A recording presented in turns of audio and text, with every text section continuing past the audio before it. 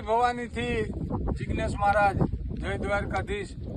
હવે તમામ જે અધિકારીઓ છે એ બધાને પણ અમે જાણ કરેલી. અમારા ગામના પાદરમાં જે જંગલ આવેલું છે એમાં ત્યાંના ફોરેસ્ટ અધિકારીઓને પણ આપણે જાણ કરી છે.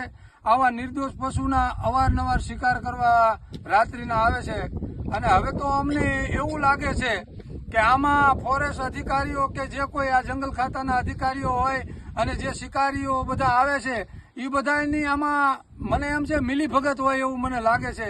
અવારનવાર આપણે આ રજૂઆત પણ કરેલી છે. ગામના સરપંચ, ગામના આગેવાનોને બધાને આપણે જાણ કરી છે, પણ હજી સુધીમાં આવા કોઈ પગલાં લેવામાં આવ્યું નથી.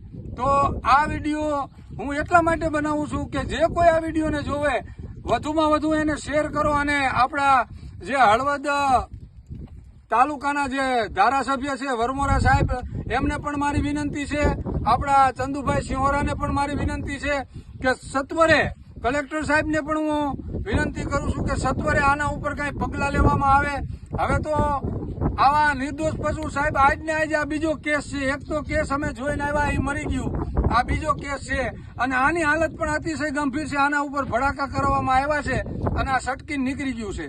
એટલે આપ બધાને એક બ્રાહ્મણ તરીકે, હિન્દુ તરીકે આપ બધાને હું ખાસ વિનંતી કરું છું કે આ આપણે જેને માં કઈ એક આ ગાયનું જ સ્વરૂપ છે, તો આનું કાંઈક યોગ્ય પગલાં લેવામાં આવે અને આ શિકારીઓને ઝડપવામાં આવે એવી આપ બધાને મારી વિનંતી. જય હિન્દ, જય ભારત, જય ગૌ માતા.